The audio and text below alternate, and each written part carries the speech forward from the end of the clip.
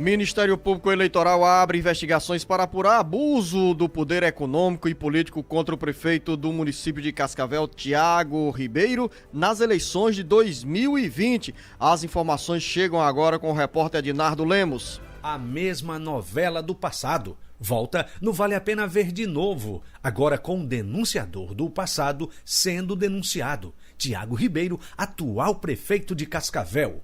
Em resumo, na história recente do município, a prefeita Ivonete Queiroz, que disputou a reeleição em 2016 e foi reeleita, assumiu em 2017. Em novembro de 2018, foi cassada pelo juiz da 7ª Zona Eleitoral, junta com seu vice, Valtemar Matias, por crimes de abuso do poder econômico e político.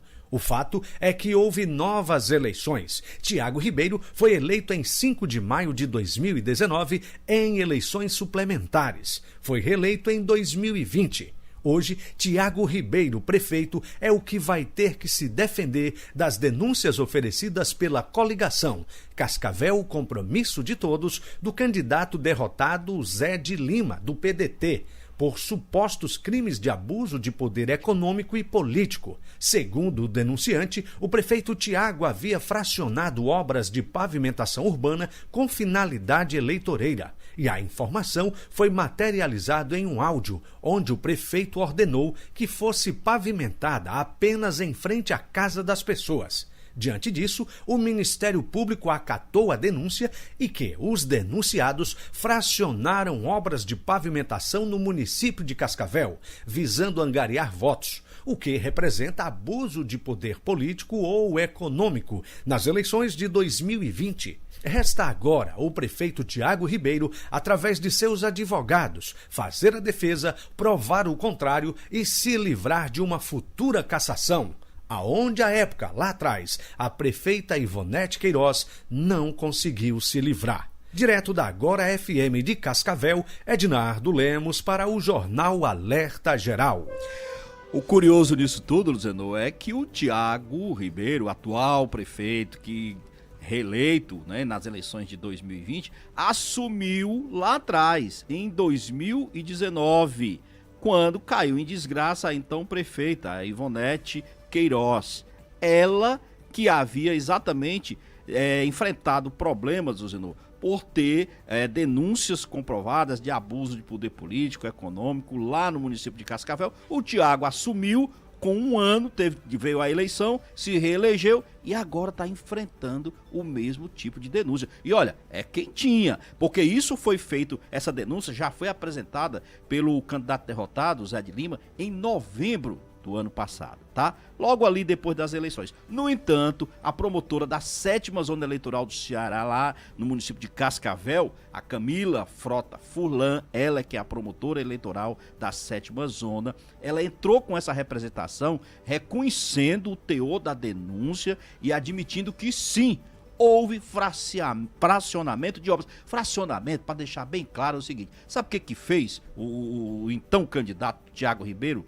Ele simplesmente, Luzenor, mandou fazer obras, por exemplo, de calçamento e de melhorias na urbana, só que ele mandava fazer apenas uma parte na frente das casas das pessoas, para criar expectativa e uma dependência da conclusão daquela obra quando ele ganhasse, se ele ganhasse. Ou seja, o eleitor ficava naquela condição de dizer o seguinte: olha, se a gente não votar, por exemplo, no Tiago, e de repente ele não ganhar, eu vou ficar só com a metade dessa obra aqui concluída. E esse comportamento pode ser considerado, Beto Almeida, como captação ilícita, ilegal, abuso do poder político e econômico nas eleições de 2020 no município de Cascavel? Exatamente isso o entendimento da promotora, a doutora Camila Frota Furlan. Não sou eu, nem Luzenor de Oliveira e nem o Ednardo que está afirmando, não. A conclusão foi feita por ela, Luzenor. Ela, sim,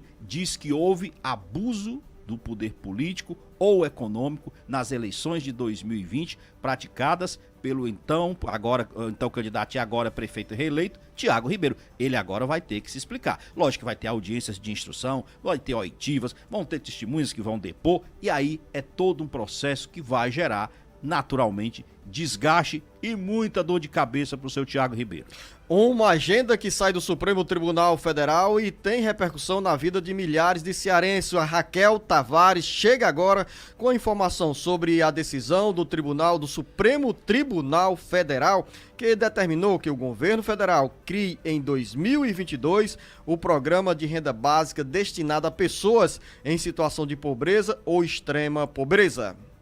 Os ministros do Supremo Tribunal Federal votaram por manter a decisão que determina que o governo federal implemente a partir de 2022 o pagamento do programa de renda básica de cidadania para os brasileiros em situação de extrema pobreza. Os valores devem estar previstos no orçamento do próximo ano. Os ministros analisam 2 recursos apresentados pelo governo Bolsonaro contra a decisão tomada em abril deste ano.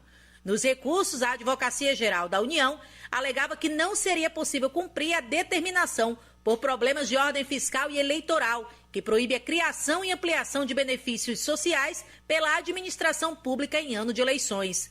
Pela decisão de abril, o Executivo deverá adotar todas as medidas legais cabíveis para a implementação do benefício, inclusive mediante alteração do PPA, Plano Plurianual, e da previsão da LDO, Lei de Diretrizes Orçamentárias, e da LOA, Lei Orçamentária Anual de 2022.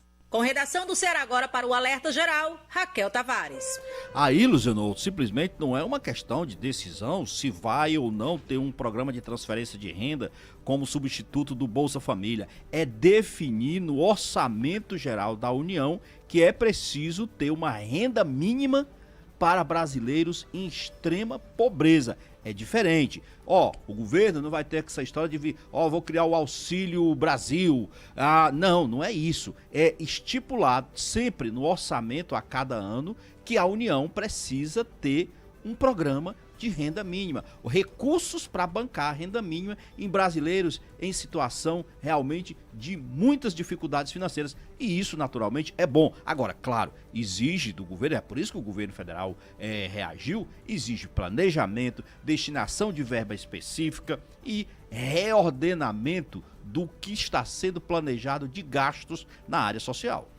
E nessa agenda, jornalista Beto Almeida, você nos antecipou que o governo federal trabalha para acelerar a articulação com os senadores no sentido de aprovar a PEC dos precatórios, que abre condições e caminhos para a União dispor de recursos destinados a bancar a conta do Auxílio Brasil. Essa votação já tem um rumo aí de entendimento, de consenso? Exatamente. Olha, a ideia, Luciano, na realidade inicial, a previsão e a pressão era que tudo fosse resolvido esta semana. Ocorre que o projeto precisa ser analisado na CCJ, a poderosa CCJ, Comissão de Constituição e Justiça do Senado Federal. Se especulou até uma possibilidade do presidente do Senado, né, ele simplesmente mandar direto, uma forma de não passar pela CCJ, porque isso está criando também muitos problemas, inclusive com a aprovação de nomes lá para compor o Supremo Tribunal Federal, mas não, vai passar pela CCJ e isso a previsão é de que seja apreciado amanhã, quarta-feira, a PEC dos precatórios, e aí sim, trabalhar com a perspectiva de aprovação aí em no máximo 2 semanas. O tempo urge, como se diz. Por quê, Luciano? Porque o governo precisa ter uma definição em relação a essa questão da PEC dos precatórios, porque é dentro dela que está a saída financeira para o governo bancar o novo Auxílio Brasil, que vai substituir o Bolsa Família. Por enquanto, o programa está aí de forma, vamos dizer o seguinte, temporária, só valerá até dezembro do ano que vem, porque simplesmente ainda não tem recursos financeiros específicos para bancar o programa. Tem que passar no Senado. E sem isso, e vai ter alteração, não tenho dúvida, no Senado. Passando com alterações no Senado, vai ter que voltar para a Câmara dos Deputados. Esse processo vai demorar um pouco. E aí é o seguinte, tem que agilizar para que seja concluída aí no máximo nessas 2 semanas, para que até o final de novembro tudo esteja resolvido no Congresso. E na reta final do bate-papo político, o jornalista Beto Almeida, lideranças dos sindicatos e pescadores do Ceará foram a Brasília para participar do protesto contra o recadastramento profissional e cobrarem também menos burocracia do INSS na concessão de benefícios previdenciários. Raquel Tavares está de volta aqui conosco. Os pescadores artesanais de 15 estados, incluindo o Ceará, foram às ruas para reivindicar a revisão do processo de recadastramento profissional realizado pelo governo federal e também a perda do território da pesca artesanal. Centenas de pescadores realizaram o ato em Brasília nesta segunda-feira para denunciar violações dos direitos humanos e socioambientais contra as comunidades pesqueiras. A principal reivindicação da marcha, puxada pelo movimento de pescadores e pescadoras artesanais, é a revisão do processo de recadastramento profissional realizado pelo governo federal. Esse processo obriga os pescadores a renovarem o seu cadastro periodicamente por meio do site do Ministério da Agricultura, Pecuária e Abastecimento. Outra preocupação dos pescadores é a dificuldade de acesso aos benefícios previdenciários do INSS, como a aposentadoria e ao seguro-defeso, pago em períodos de proibição da pesca para a proteção das espécies. Além disso, o ato também denuncia a perda de território de pesca artesanal para grandes projetos. A coordenadora do Movimento de Pescadores e Pescadoras Artesanais do Ceará, Martilene Rodrigues, diz que está vindo aí a economia azul, que é um mega projeto destrutivo para as comunidades.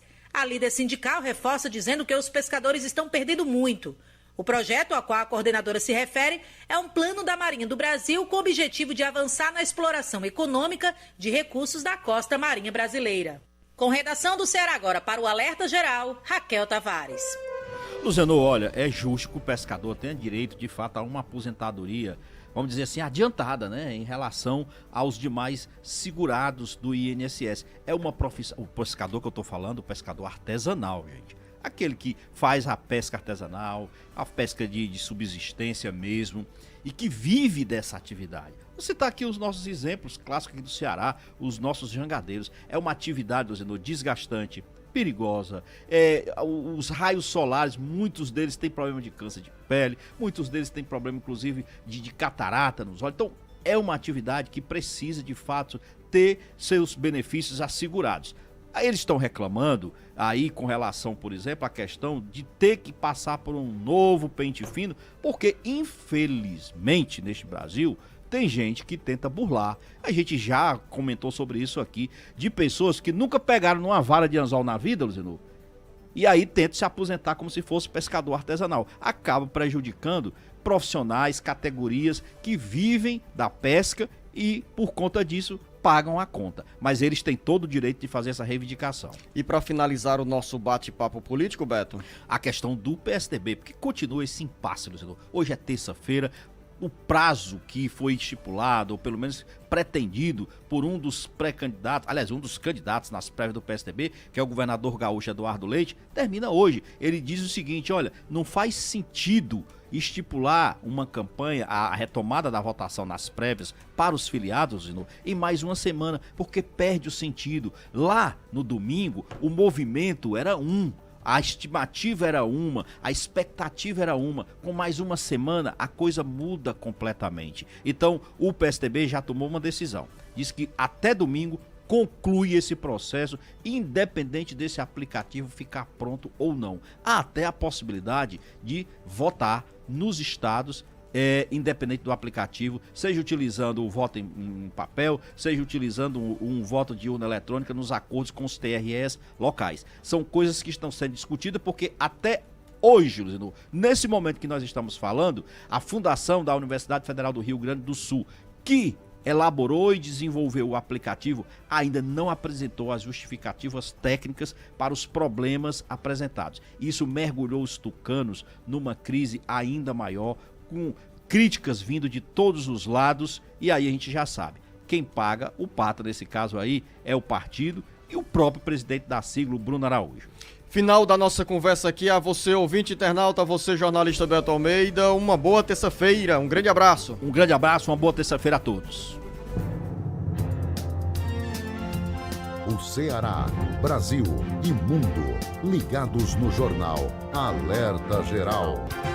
Alerta Geral.